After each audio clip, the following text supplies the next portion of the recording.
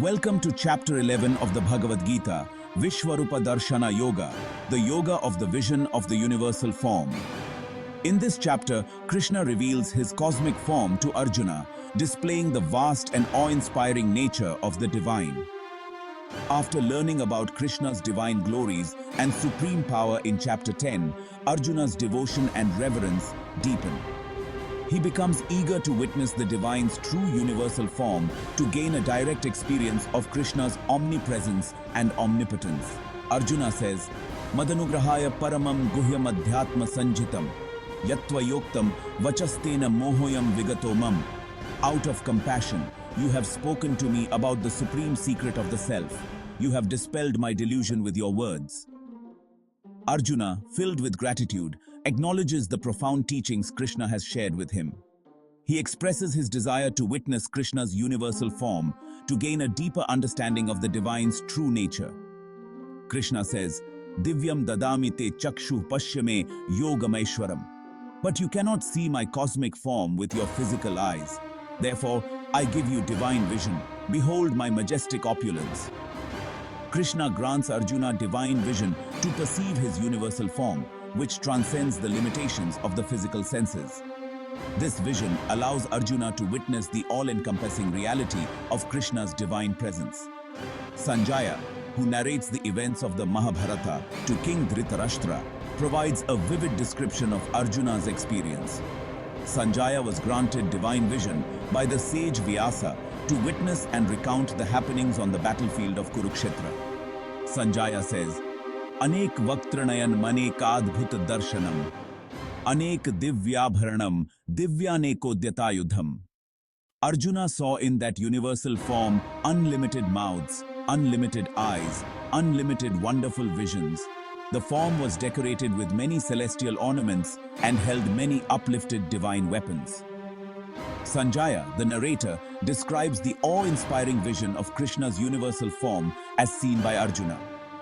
This form is vast and magnificent, adorned with countless divine attributes and weapons, representing the infinite facets of the divine. Sanjaya says, Divya Surya Sahasrasya Bhaved Yog Paduttita Yadibha Sadrishisa Syadbha Sastasya Mahatmanah. If 1,000 suns were to rise at once into the sky, their radiance might resemble the effulgence of the Supreme Person in that universal form. The cosmic vision is so brilliant and overpowering that it is compared to the light of 1,000 suns rising simultaneously. This illustrates the immense and unfathomable glory of Krishna's universal form. Arjuna reacts and says to Krishna, Danshtra karalani chate mukhani drishtvev kala nalasan nibhani. Disho na jane na labhe cha sharm prasid devesh jagan nivas. Seeing your mouths with fearful teeth, blazing like the fires of cosmic destruction, I lose my sense of direction and find no peace. O Lord of Lords, O refuge of the worlds, please be gracious to me. Arjuna is both awed and terrified by the vision. He sees the destructive aspect of the universal form and pleads with Krishna for mercy and understanding as the sight is overwhelming. Krishna says, Kalosmi lokakshayakrit pravriddho lokan samahartumiha pravritta rate pitva na bhavishyanti sarve ye vasthita pratyanikeshu yodha. I am time, the great destroyer of the world, and I have come here to engage all people. With the exception of you, the Pandavas, all the soldiers here on both sides will be slain. Krishna reveals that he is time itself, the ultimate force of destruction and transformation. He reassures Arjuna that the warriors on the battlefield are already doomed by divine will, and that Arjuna is merely an instrument in the cosmic plan. Arjuna says, Saketi matva prasabham yaduktam he Krishna he Yadav he Saketi. Ajanata mahimanam tavedam maya pramadat pranayena vapi. Thinking of you as my friend, I have rashly addressed you as O Krishna, O Yadava, O my friend, without knowing your glories. Please forgive whatever I may have done in madness or in love. Arjuna humbly apologizes to Krishna for his familiarity and any offenses he may have committed, recognizing Krishna's supreme divinity and seeking forgiveness for his previous lack of understanding. Krishna says, Maya prasannen tavarjunedam rupam parang darshitam atma yogat. Tejomayam Vishwamanantamadyam Yanme Twadanyena na Drishtapurvam.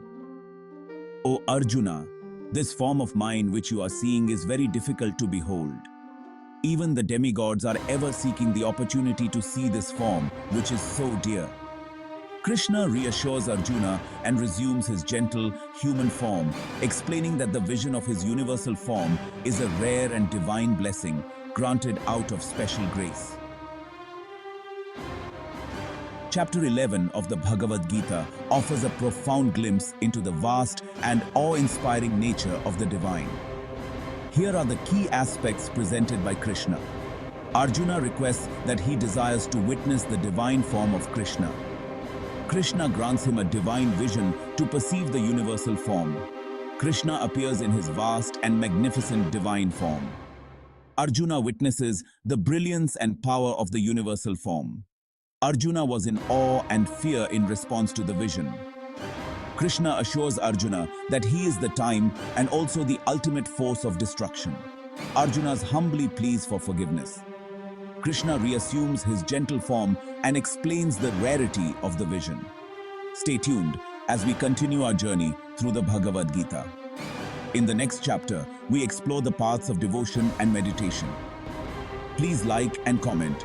Join us for more timeless wisdom and inspiration.